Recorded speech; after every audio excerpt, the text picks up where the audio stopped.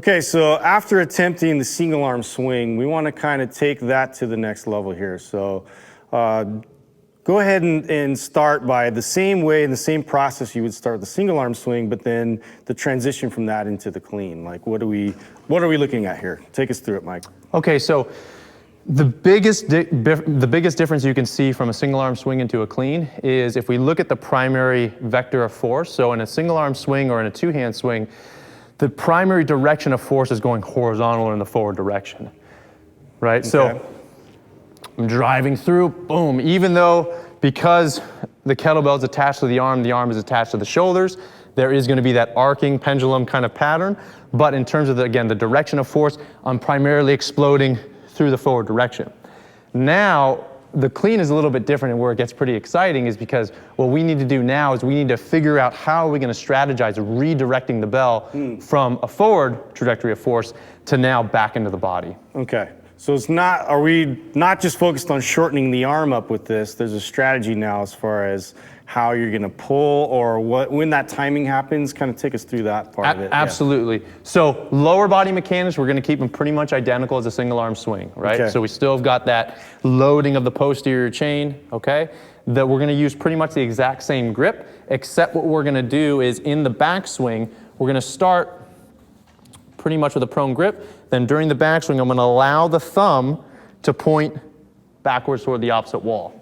Okay. So it's going to go back. So it's going to pronate in there. Lower body mechanics stay pretty much identical to the swing.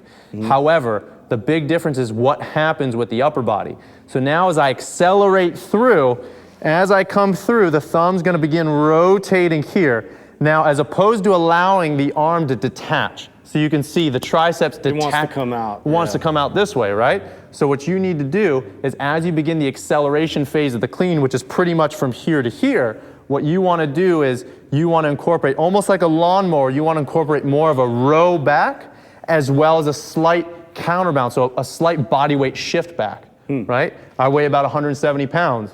Kettlebell's 35 pounds. I do not want to use all musculature to redirect the bell back. You're not going to last long with that technique. This forearm, compared to the legs and compared to the back, is very, very small. Right. So very inefficient for moving large loads or, relatively speaking, submaximal loads for long durations of time. Okay. So as I go through the acceleration phase, I'm going to row back, right? Now, from here, I'm going to row back. I'm going to keep the upper arm attached to the body. From here, the kettlebell's already now going in the backwards direction. Once I get into approximately like the floating phase, let's say, from here, I'm going to assertively and aggressively drive the hand through the window, almost like a forward punch or even like an uppercut. You can think of it like that. Sure. So it's a shrug, but not a shrug up. It's more of a shrug into a diagonal up and back. So here, boom, I drive through, keeping close contact with the upper arm and the rib cage. Okay. Okay? I'll demo a few and then we'll break it down even further. Yeah, let's look at that and see that transition especially. Shoulders set, hips are set, opposite arm free, chin in a good neutral position, and we'll start.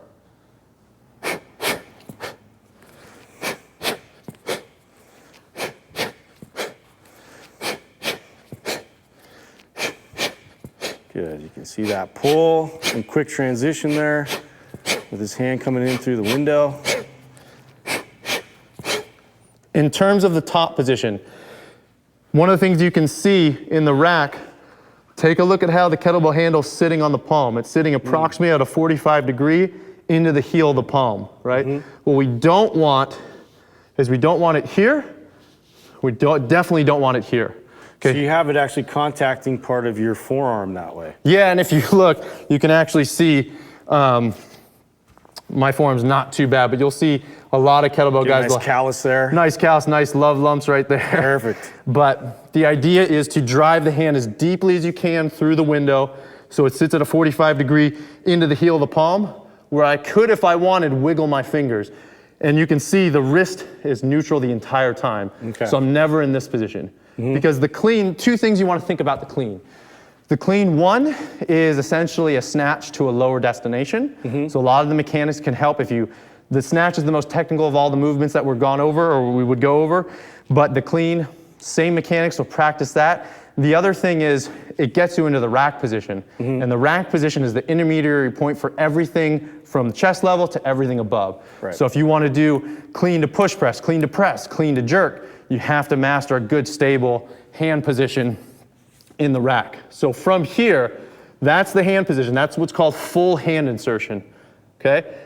At the top, my shoulder is set down away from the ears. There's a little bit of engagement from the lat. Also, you can see the kettlebell is cradled like this. There's almost like a triangle here, okay? It's not outside here. It's not here. I wanted, essentially what I like saying is the thumb should be able to touch the center line of the chest or even the collarbone. Okay, so you're right there in the midline of the body. Very close, exactly. So held in the cradle, full hand insertion, shoulder set away from the ears. There's a little bit of activation from the lat. Okay. That's the top position. In terms of at the rack position, what's happening in the lower body? You definitely want to be long and tall, but at the same time, going over again, optimal engagement. What I like saying, yes, you should have some activation of the glutes, you should have some activation of the quads, but it's not pinching them together for all dear life because that's going to waste a lot of energy that could go into the motion. So we want orthopedic alignment, we want good tall alignment, but not enough wasting of energy that it takes away from the lift You want to itself. be very efficient with this move. As efficient as possible. Even though this is a power endurance move as we're describing it right now, even within this type of technique, we can still incorporate elements of energetic efficiency within it. Great. Why don't you take us through a couple more reps just so they can kind of watch you in action.